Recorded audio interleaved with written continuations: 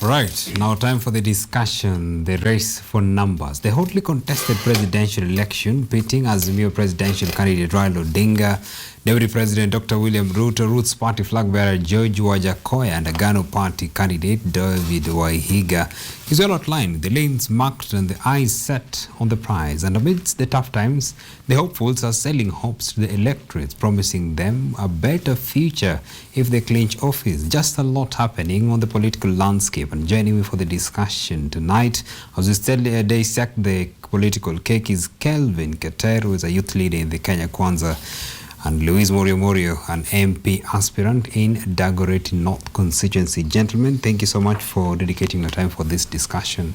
Thank you so much. All right, now Lewis, I think we start with you. The presidential race is getting tight and day by day, and many players, of course, showed interest, and they were knocked out of this race, of course, leaving us with only 4 candidates.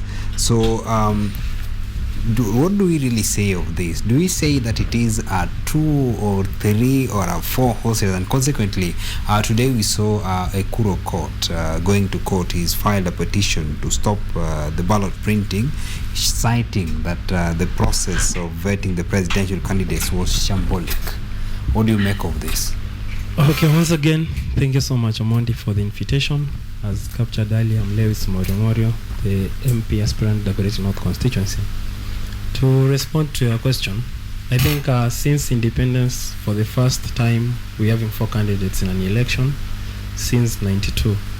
And I think the process that IBC went through was rigorous. We saw the likes of Okoth being locked out, Jimmy Wanjigi, the Safina party leader, and Ruben Kigame, who was representing the PWD group. So I think for Ekuru Okoth to challenge in terms of the voter register as far as IBC is concerned, is very dishonest. We've had Ekuru Okoth in the past when Maraga nullified the election for a repeat election May 26th in 2017. The likes of Okoth were beneficiaries of a fraud process. He proceeded with an election which Raila Odinga, one of the key stakeholders of that election, was not part of. Right. So for him to come now and try to challenge some issues within IBC, and it was very wrong of him not to respond to what the committee or IBC had requested of him, because IBC had told all independent candidates or all presidential aspirants to come with at least a certain threshold of voters within majority of the half counties, right, which is like 24 counties. But he never complied. He never came with the photocopies of the respective voters who had endorsed him. So he doesn't have the moral authority to question IBC over the same. Right.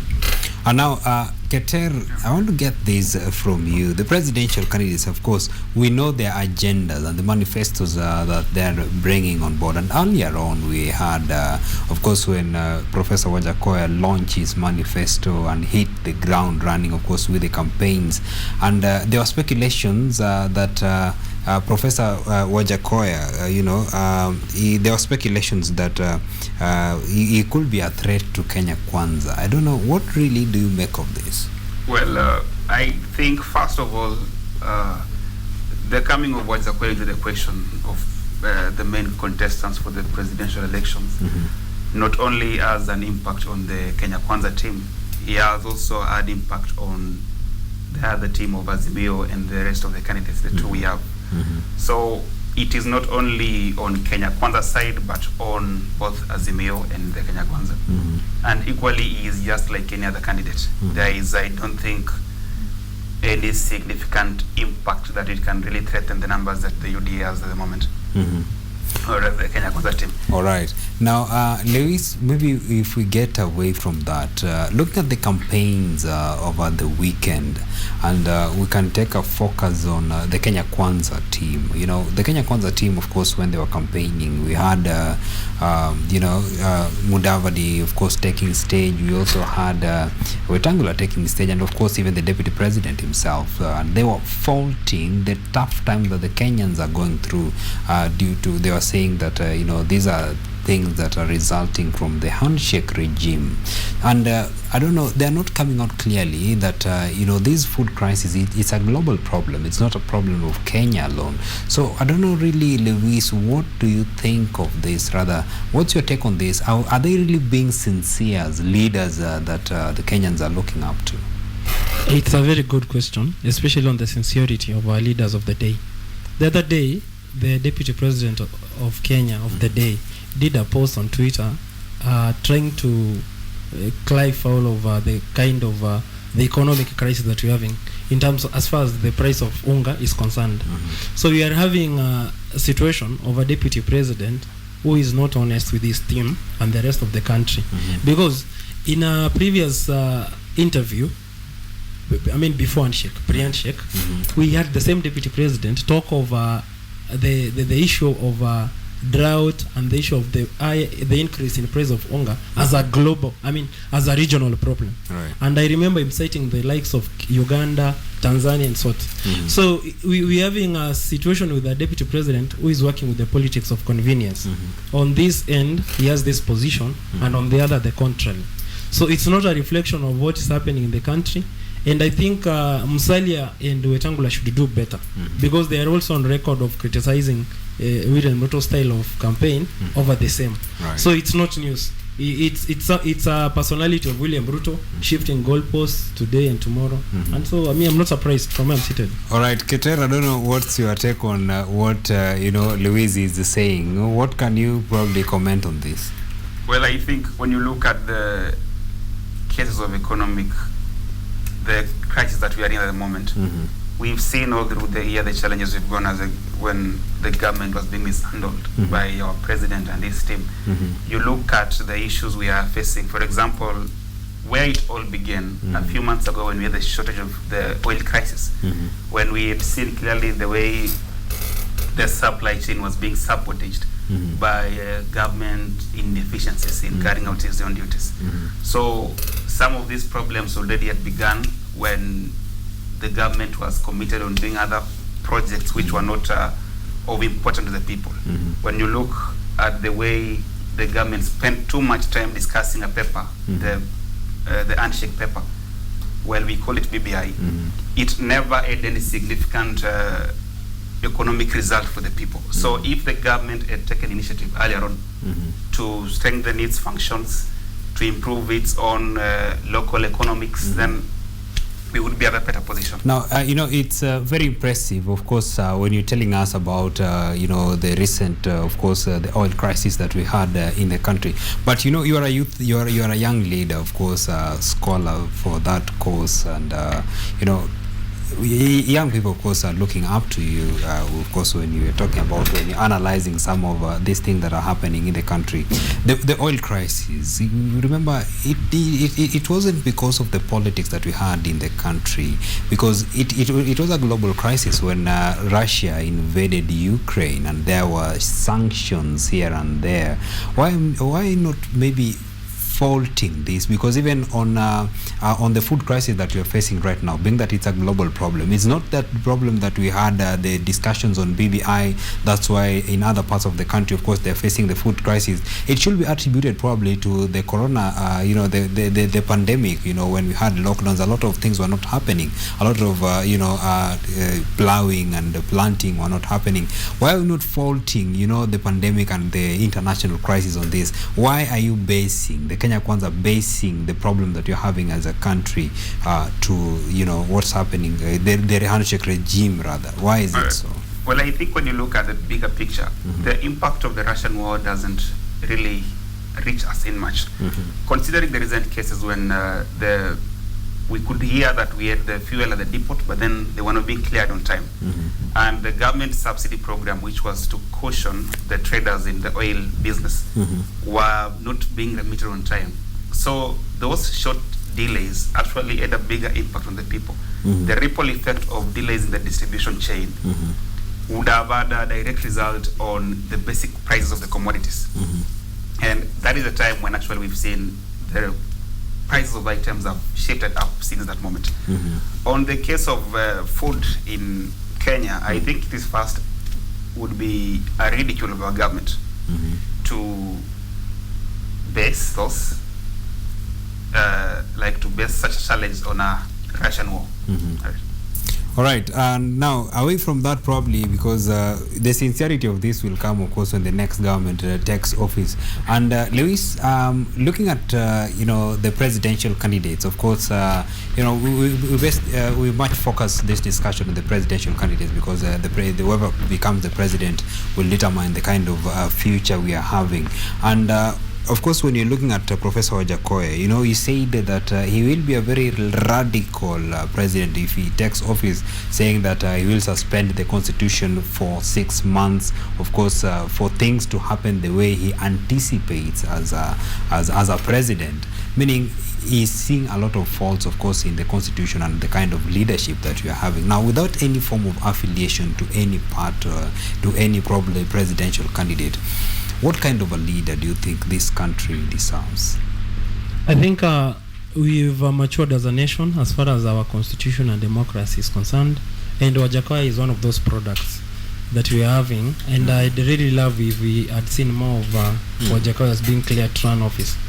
But Wajackoyah also is a blessing to another group which appeared stagnant as far as the two-horse race is concerned, because for now it's pretty clear Raila Odinga, there's no debate, is the definite fifth president of the Republic of Kenya, which is now placing Wajackoyah into another competition with William Ruto as far as our next phase of opposition is concerned.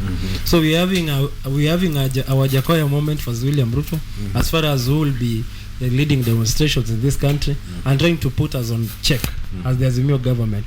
So I think the Wajackoyah is a reflection of what we could want for as a leader, though from where I'm seated is he has concentrated majorly on the youth, because woman, rather a mother in some rural area of Nyakach or even Nyeri could not consider voting for Wajackoyah because of the issue of bank.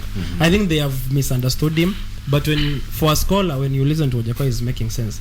But there is another fraction of UDA or Tangatanga that is trying to, Ruto is fond of saying that this country does not belong to reggae and people of bank. So I think they can misinterpret him on the same. But as far as your question is principles, Wajackoyah is the kind of person you could really love to. The same thing that we expected in 2013 when Abdul Badida came into the equation. Right. Yeah. But unfortunately, the political sphere of the day do not favor such kind of persons. All right. And now, Keter, looking at the political sphere, looking at how things are in the country, and of course the future that we are anticipating, what do you feel, without any affiliation, of course, what do you feel, rather, who do you feel is the best leader moving forward? I think, personally, at the point of time where we are now, I think our country is in safe hands with our deputy president taking the leadership of the country. With this kind of ideology that is coming in, where he wants people to engage on serious economic activity, regardless of your status in a society, where we want everybody to be enterprising at all the levels of society. And that's where we need to actually look into, because the future of our jobs creation, the future of strengthening our livelihoods only lies on everybody working. All right. Now, maybe just to intercept you on the same, we're talking about the issue of creating jobs, and the deputy president has been in office, and it's now, let's say 10 years, of course, when they finish their terms. We remember the promises that he was making in 2013, the promises that he was making, of course, to the Kenyans in 2017. And of course, when I know the next thing you tell me that he was ripped of powers in office. Of course, some of the kind of mandates that he could take as a deputy president were shelved and given to other people, and he adamantly refused, of course, to resign from that position. Why is he not using the power that he has as the second in command to implement some of these issues? I think first we need to understand that being the deputy president means you are the principal assistant of the president. Everything you do is directly under the command of the president. You cannot initiate much, I think, without you being in that authority of the presidency. So, while we've seen over the last time, actually, we had Ruto actively working for under the presidency. It's been like 5 years. So, he's been disrupted from his role, and we've seen that when he's been misplaced from the government. And you even saw other ministers saying that he has not been invited to other cabinet meetings. So he had little capacity to do what he could have done. All right, Lewis, I don't know what you make of this. Of course, I think on the same, yeah. Dr. William Ruto is the most insincerest politician of our time, because we are fond of him reading from the two sides of the mouth. Especially, I can highlight the issue of the dry port in Naivasha. When Dr. William Samoei Ruto is in Mombasa, he can confidently tell the electorate that once he assumes office on August 9th, he'll transfer the port services from Naivasha back to the Mombasa people. But on the other end, whenever he's in Naivasha, he brags of how his Jubilee administration has created employment for the local people. You understand? So for him to say that his roles were relieved from him by the boss to Matiang'i is very dishonest. Why? If William Ruto was sincere with us, he could have gone the Jaramogi Odinga way, whereby you tell your boss, from where I'm seated, I feel like my position is untenable. So it is in the wisdom of my patriotism and responsibility to the people that I cannot receive a salary without putting back any effort. Right. So yeah, it is not genuine with us. Right. Yeah, because he could have resigned, and actually he chairs an IPEV committee. So if he's the only person who can salvage this country from our economic crisis, he should highlight what he has done as the chair of IPEV. Right. That's enough. All right, and moving away from that, we are seeing, of course, as we are headed the 9th general elections, of course, drawing so closer, and the issue of zoning, of course, is now coming into play in the national politics, of course, politics of the big parties. Now, today we saw, of course, what happened to Bahati, the musician, of course, in his Mathare MP aspirations. What do you really make of this issue? Keter, will start with you, the issue of zoning, because it's not only in Azimio, of course, you have seen it in Kenya Kwanza as well, because it is eliciting mixed reactions, because the electorates are saying that the big parties are imposing bad leaders on them, and on the other side, the party leaders are saying that the issue of zoning, of course, will give them a lot of power and voice when it comes to the houses, when they want to implement changes, or rather want to bring development, of course, to the people. What do you make of the issue of zoning, Keter? Well, I think the cases we've seen, especially for the Bahati case in Mathare, is we've also seen that many times happening, especially on those who don't believe on democracy, whereby democracy should allow, especially the candidates, to step up and serve their communities well. So I think the case for zoning we've seen is not democratic for the individuals who actually have been asked to step down or being forced to step down. Right. Well, again, which is, we look at that as not good for the future of our country, and we would wish that we have an equal play where all players are able to play freely, whether you are an independent candidate or you belong to a different party in a coalition. All right. Yeah. Now, Lewis, I don't know what's your take on the issue of zoning. Do you feel it is, denying the electorates, of course, a chance to have a leader of their choice, and fulfilling the needs of the party, which you are saying is the needs of the few people there? I think my good friend Keteria is not honest with us by highlighting the issue of Bahati, the Mathare MP, Jubilee nominee, about what happened today. I think for their case, it's worse, because I'm very glad it's coming from Nandi Hills, because I'll use a case study of Keter Alfred. He won the UDA nominations as per the returning officer report, but due to their own reasons, which maybe Keter here can help us know why they withdrew the ticket after Keter had won in the election. So, and then imposed on the electorate another candidate. But for our case, Bahati is still the Jubilee candidate. So negotiations on our end are a bit genuine, and I think there can only be one winner at a time.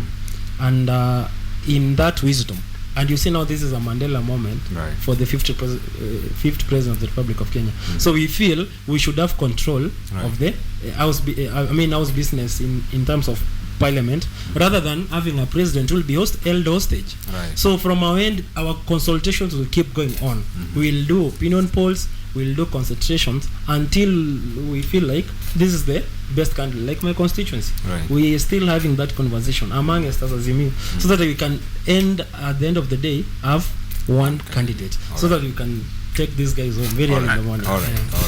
So because of the interest of time, of course, my director is telling me that we're running out of time.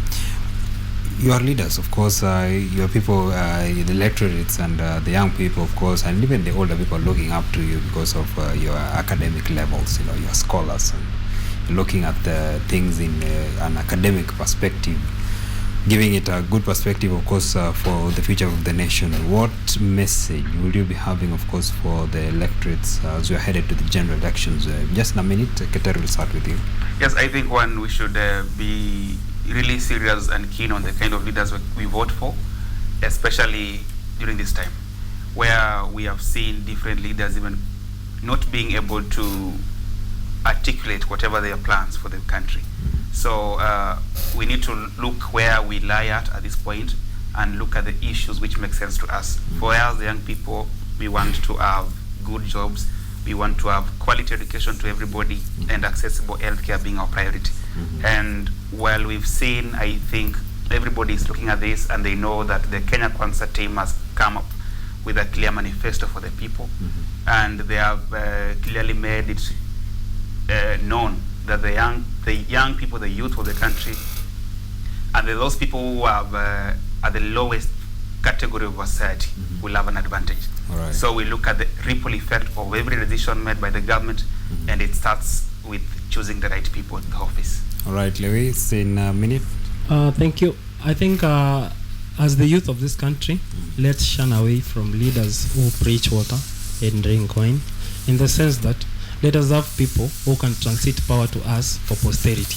As the youth of this country, let's believe in the 5th President of the Republic of Kenya, Honorable Raila Odinga's agenda in terms of ensuring that we have free university education, that we have our own youth ministry, that we can charter our course, at least help this country and the future generation go in a particular direction. Let's avoid leaders who at some point looked us in the eye and promised us laptops in terms of making us a digital generation, but 10 years later they are coming with a tool called wheelbarrow to try and solve our unemployment rate, which is a crisis and a timely bomb.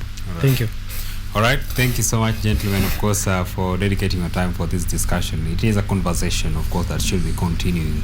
Shall be having you, of course, probably later dates as we also dissect this political cake ahead of the August polls.